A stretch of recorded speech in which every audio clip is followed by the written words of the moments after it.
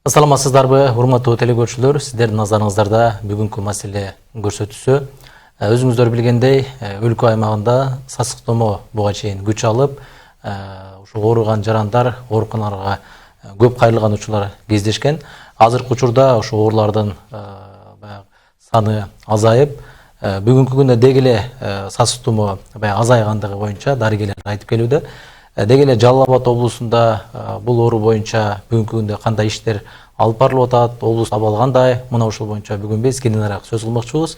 Бүгүнкү биздин студиябыздын коногу Жалал Абад облустук санэпид көзөмөлдөө борборунун башкы дарыгери Ураимов Рома мырза. Ошондой эле Жалал Абад облустук клиникалык ооруканасынын жугуштуу оорулар бөлүмүнүн дарыгери Турдуматова Акшола Болотбековна келип отурат. Саламатсыздарбы, студиябызга кош келипсиздер. Алгач Рома мырза, сизден баштагым келип турат. Өзүңүз билгендей эле чындыгында ушул сасык томоо бир күч алып, буга чейин баягы жарандар көп кайрылган учурлар көп кездешти. Айрыкча ушул жаштар арасында, мектеп окуучулары дагы баягы ушул сасык томоого чалдыккандыктан айрым мектептерде ушул карантинда киргизилди да. Ошо деги эле ушу азыркы учурда Жалал Абад облусунда баягы сасык томоонун абалы кандай? Саламатсыздарбы, урматтуу телекөрүүчүлөр. Бүгүнкү күндө айта турган болсок, облус аймагында салыштырмалуу бизде сасык томоо менен кайрылгандардын, ооругандардын саны бир топ 2 эседен 3 эсеге азайды десек болот. Себеби биздин оорунун эң күчөгөн мезгили ноябрдын айынын этеги десек болот. Ошол мезгилде бизде аябай кайрылуулардын, ооругандардын саны бир кыйла жогорулаган. Бүгүнкү салыштырып келе турган болсок, алар бир 500-600га чейин облус боюнча бир күндө эме кылгандар болгон. Бүгүнкү күндө андай эмелердин, кайрылуулардын саны жок десек болот. Бүгүнкү күндө ошонун тең жарымы, андан да аздыгы мындай кайрылуулар кездешип атат. Эми бул дегени жанагы бул биринчиден бул климаттык мындай мезгилдик оору деп коебуз. Ушул жанагы бир күз мезгилинен кыш мезгилине, суук мезгил өткөндө же суук мезгилинен ысык мезгил өткөн учурларда бир топ ушундай эмелер болот көпчүлүгүндө. Бирок бул сасык томоодон да көбүнчөсүнүн ооругандардын көпчүлүгү адашпасам бир 75%дан жогорукусу 1 жаштан 4 жаш, 5 жашка чейинки жаш балдар арасында көп катталат десек болот. Алардын жана ооручу менен тургандагы ошолордун арасында эми буларда билесиздер, эң биринчиден булардын жана иммунитети салыштырмалуу бир чоңдурга караганда бир топ алсыз болот. Андан кийин буларда оорунун кабыл алгыч мүмкүнчүлүгү дагы жогору болот. Ошону эске алуу менен дагы булар арасында көбүрөөк кездешет. Андан соң алар жанагындай өздөрү булар жанагы жаш балдар болгондуктан мындай эмени дагы сакташпайт десек болот. Мындай өздүк гигиенаны дагы. Ошол учурларда дагы буларга кандайдыр бир ооруп калуу мүмкүнчүлүгү фактор риска деп коебуз, өтө жогорку санда кездешет. Рахмат. Акшола айым, өзүңүз айткандай эле, жогоруда айткандай эле, ушу чындыгында баягы ноябрь айында ушул биздин баягы жарандарыбыз ушу сасык томоого чалдыгып кайрылгандар көп болду да. Анан ушу бүгүнкү күндө азыркы учурда ушу сиздердин ушу жугуштуу оорулар бөлүмүндө баягы кайрылгандардын саны азайдыбы, ошолор боюнча токтолсоңуз. Өзү негизинен Кыргыз Республикасынын саламаттыкты сактоо министрлигинен 1051-3 октябрда чыккан буйрукта сасык томоо жана курч респиратордук ооруларга каршы чараларды көрүү, даярдыктарды көрүү деп октябрдан эле чыккан. Ошол мезгилден баштап эле сасык томоонун саны, бейтаптардын саны, кайрылгандар, айрыкча жаш балдар арасында жана өнөкөт оорусу бар оорулардын арасында көп кездешип жатты. Мисалы, жүрөк кан тамыр оорулары, дем алуу органдары жабыркаган, кан диабети жана башка оорулар менен алардын себеби жогоруда айтылгандай иммунитети төмөн болгондуктан ошол бейтаптардын арасында көп кездешип жатты, айрыкча ноябрь айларында. Биз негизинен сасык томоо менен кайрылган бейтаптар биздин ОМП деп коет, тез жардам бөлүмүнө келип кайрылат. Ал жерде кошумча 2 керебетибиз бар. Андан сырткары биз жаш балдар арасындагы жугуштуу оорулар жана чоңдор арасындагы жугуштуу оорулар бөлүмү болуп, 2 бөлүмгө бөлүнөбүз.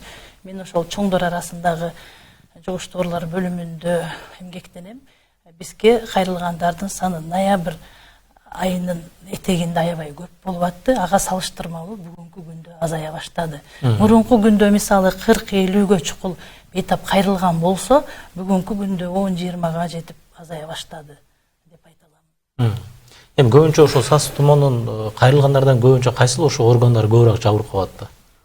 Сасык тумоо бул башка сасык тумоолордон айырмасы бул аябай быйылкы жылы аябай курч келип атты. Мисалы бул козгогучу вирус болуп 2-3 күндөн кийин эле осложнениялар көбүнчө дем алуу системасындагы өпкөнүн шамалдашы же болбосо пневмонияга өткөн учурларды аябай көп кездештирдик. 3-4 күндөн кийин эле рентген снимокко салсак эле там пневмонияларды берип жатты. Анан айрыкча жүрөк кан тамыр оорулары менен жабыркагандар жана жогоруда айтылгандар кант диабети менен ооругандар арасында оорураак өтүп жатышты. Алар бизге кайрылышып, жаткызылып, дарыланып чыгышты. Негизи Роман мырза, ушу облус боюнча мына ошондой учурлар мезгилде силер уже кандай негизде иш алып бардыңыздар? Негизги эле биз баягы ушул эми бул баягы сасык тумоо эми жогоруда чынын айтканда баягы бир мезгилден экинчи мезгилде өткөн мезгилде ушундай катталат да негизи. Бирок ошонун да баягы алдын алуу иштери жүргүзүлсө, же болбосо баягы тийиштүү бир түшүндүрүү иштери жүргүзүлсө, эми биз да айтып келебиз да эми азаймак беле деген суроолор коюлуп келе берет да. Негизи эле ошо алдын алуу иштери анан силер тараптан кандай жумуштар жүргүзүлдү? Билесиздер, бизге ушул жанагы сентябрь айынын башынан октябрь айларында негизинен чоң арасында бизге облус аймагында сасык тумоого каршы вакцинация эмне жүргүзүлөт. Анын арасында ал бизге бөлүнгөн доза бул аз эле пайызды түзгөндүктөн өнөкөтөр менен ооругандар, анан медицина кызматкерлери жанагы ушул жугуштарлар бөлүмүндө иштегенде, кабыл алуу менен иштеген медицина кызматкерлерине иштетилет. Анан ушул өнөкөт оорулар жаш балдарга деп да эме кылынат, жасалат, бирок ал жанагы калкыбыздын көп пайызын эле албаган, камсыз кыла албаган үчүн ошондо мындай бизде бул эффективдүүлүгү азыраак болуп атсак болот да. Эгерде биз ошол калктын бир 20-30% чейин эгерде биз камсыздай алсак, эмдөө менен, вакцинация менен, демек анда бизде мындай оорунун мындай күр чыгышы деп коебуз, вспышка деп коебуз. Ошонун чыгышы бул мынчалык деңгээлде көрсөтпөйт. Себеби бул вакцина жанагы оорунун алдын ала ошонун болтурбашынын бул эффективдүү жолу десек болот да.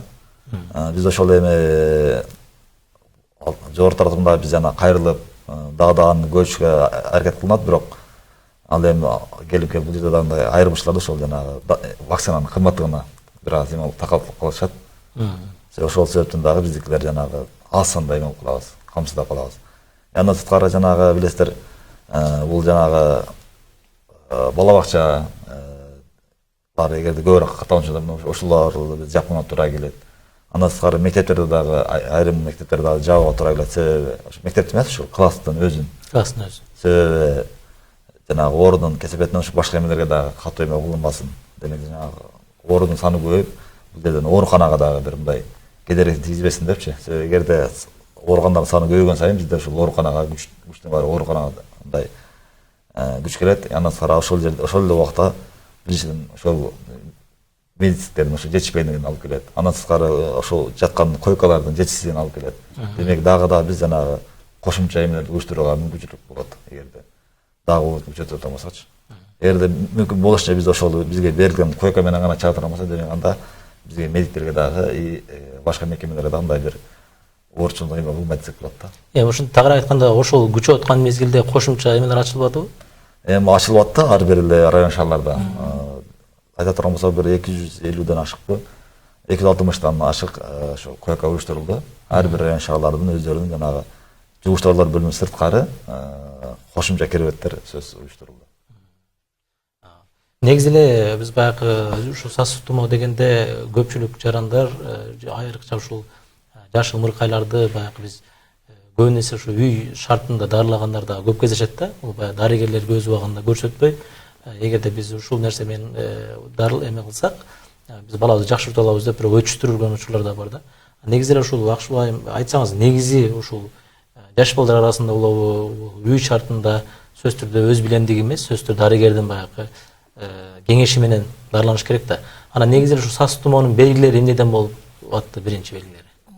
Сасык тумоо өзү негизи вирус аркылуу жугуучу оору болуп эсептелет, аба аркылуу жугат. Жөтүлгөндө, чүчкүргөндө, адамдар менен сүйлөшкөндө, бул негизинен алып уруп, шалдырап, көзүнөн жаш агат, чүчкүрөт, кургак жөтөл, бул жолу аллергиялык жөтөлдөр аябай көп болуп, тамактан кармап, жана ысытмасы дене табынын көтөрүлүп, анан көпчүлүк учурда бейтаптар арасында өз алдынча антибиотиктерди колдонуулар көп кездешип жатты. Бул оорунун козгоочу вирус болгондуктан антибиотиктер жардам бербейт. Качан гана эгер оору өтүшүп кеткен учурда же болбосо пневмония жана жогоруда айтылгандай бронхит же болбосо ларинготрахеит ошол кошумча оорулары же осложнениясы учурда гана колдонулат. Көпчүлүк учурда бизде бейтаптар үйдө өз алдынча эле грипп башталганда эле антибиотиктерди колдонгон учурлар көп кездешип жатты. Негизинен бул вирус болгондуктан вируска гана каршы дары дармектер менен башташ керек. Жана өз алдынча дарыланбастан үй бүлөлүк дарыгерлер тобуна кайрылыш керек. Же болбосо жанагы мектеп жашындагылар же болбосо бала бакчаларга балдарды жөнөтпөй туруп, үй бүлөлүк дарыгерлерди үйгө чакырып, кана алардын көзөмөлү менен алардын берген жазган дары дармектерин гана колдонсо жакшы болмок. Ошол антибиотиктер менен алганда кайрадан иммунитетти түшүрүп алышып, анан оор учурлар көп кездешип жатты. Бирок үй шартында дарылаган бул кооптулукка да алып келиши мүмкүн да. Албетте кооптулукка алып келет. Үй бүлөлүк дарыгерлер тобунан үйгө чакырса, үйгө барышат. Бардык үй бүлөлүк дарыгерлер тобунда бул сасык тумоого каршы баары эле билет, чакырса үйлөрүнө барып, анан алар өздөрүнүн сунуштарын беришмек. Анан негизи Роман мырза жогоруда бир жакшы мен айтып өттүңүз да, баягы эмдөө боюнча. Чындыгында баягы вакцинаны алуу, анан ушул ооруларды өз кезегинде баягы эмдөөдөн өткөрүү экенин биз ушу ковид учурунда жакшы билип калдык да. Айрыкча ушу ковид мезгилинде эмдөөнүн баягы тагыраак айтканда мындай кадыры билинди деп айтып коебуз го биз. Ошол сыяктуу эле болду да. Эгерде баягы өз убагында сен эмдөөдөн өтпөсөң, ал оору эмнеге алып келиши, өлүмгө чейин алып келишин көрсөтпөдүбү? Анан ошол сыңары жогоруда айткандай эле кээ бир учурда кээ бир жарандарыбыз бар. Ошо бизден жаш ымыркай балдарыбызга эмдөөдөн өткөрбөгөн, эмдөө алдырбайбыз деген учурлар да катталат да. Бирок эми ошол бир эле башка ооруларда эмес, айрыкча сасык тумоодо дагы өзүнүн кедергисин тийгизип коюшу мүмкүн да, ошол өз убагында албаса. Негизи ушу эмдөөнүн бир орду боюнча айтып берсеңиз.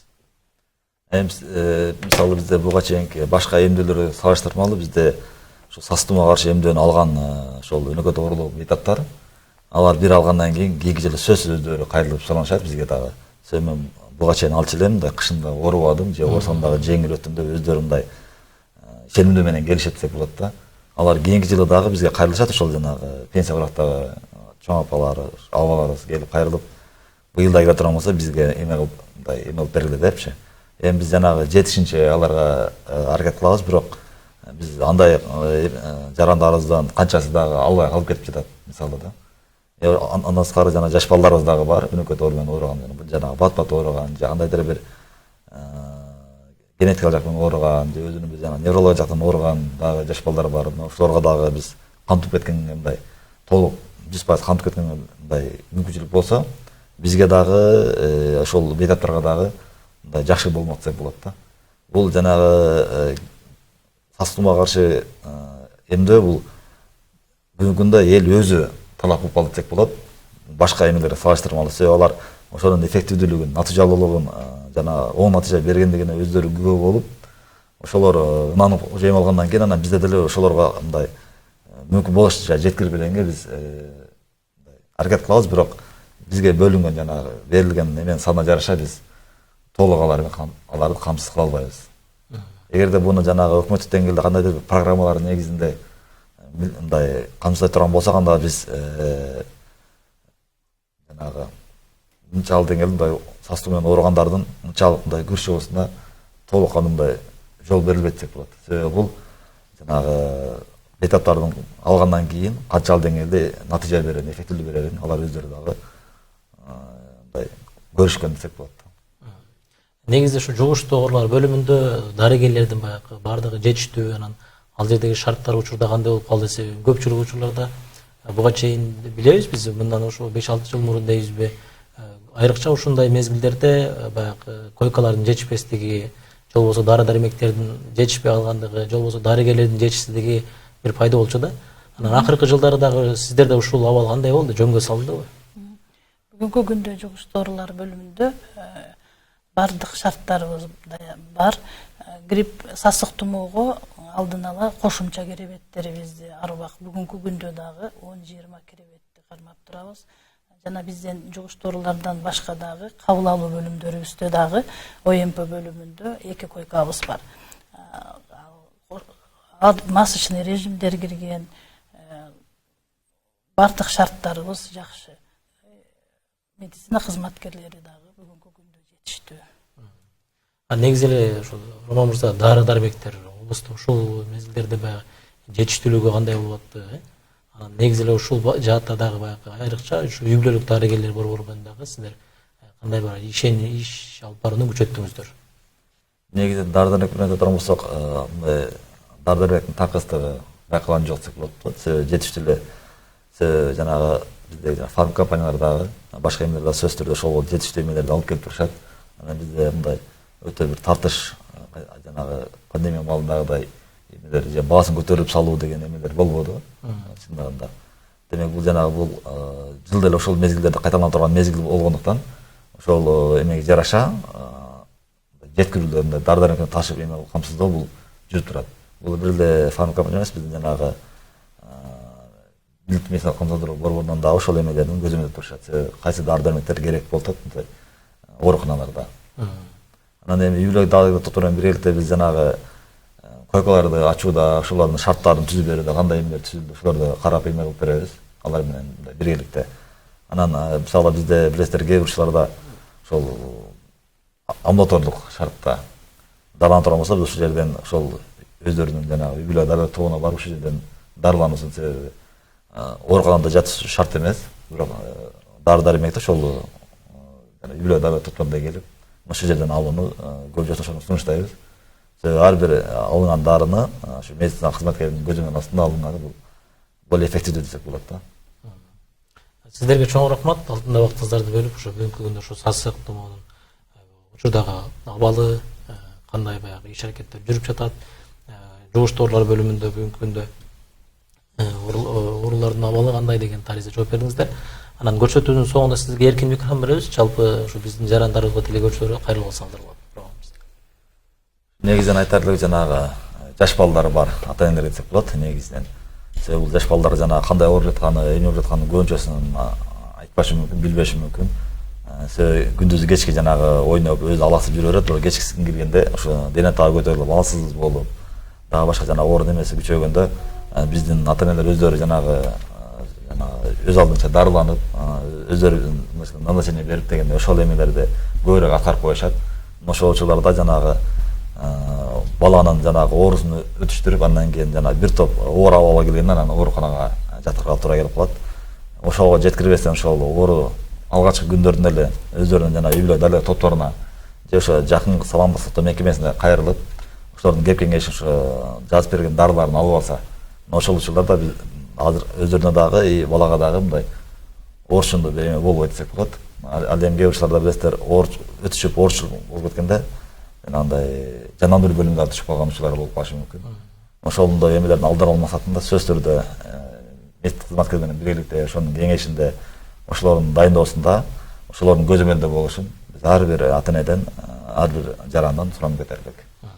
Рахмат. Эжек айтсаңыз, негизи эле ушул дарыгер катары биз биринчи кезекте жарандар ушул эмнени эске алыш керек? Сасык тумоону алдын алуу үчүн биринчиден иммундук системаны көтөрүү керек. Мында туура тамактануу, спорт менен машыгуу, таза абада көбүрөөк жүрүү, анан көпчүлүк элдер топтолгон жерлерге барбоо, масочный режим болуп, анан эгерде мектеп жашында же болбосо бала бакча жашындагы балдар ооруп жаткан болсо, ал жагы жөнөтпөсөңүздөр, үйгө үй бүлөлүк дарыгерлер тобунан дарыгерлерди чакырсаңыздар, анан эң негизгиси эле алдын алуу үчүн бизге сасык тумоого каршы эмдөөнү алсаңыздар демекчимин. Жана өз алдыңарча дарыланбай, дарыгердин сунушу менен дарылансаңыздар жакшы болмок демек. Рахмат сиздерге дагы бир жолу ыраазычылык билдиребиз. Урматтуу телекөрүүчүлөр, Ушул менен биз көрсөтүүбүздү жыйынтыктайбыз. Дени сак улут күчтүү мамлекет дейт. Аны сыңары ар кандай оорулардын алдын алуу, ар бир жарандын өзүбүздүн баягы өзгөчө көңүл буруубуз абзел деп эсептейбиз. Анткени оорудун алдын алууда дагы, аны ошо дарылоодо дагы өзүбүз жардам бербесек сөзсүз түрдө болбойт деген сыяктуу. Ошол сыңары ар кандай оорулардын алдын алууга дагы өзүбүз жардам берели. Бүгүнкү көрсөтүүнү алып барган мен Ильяс Турдубай болдум. Кийинки көрсөтүүдө амандашканча саламаттаныңыздар.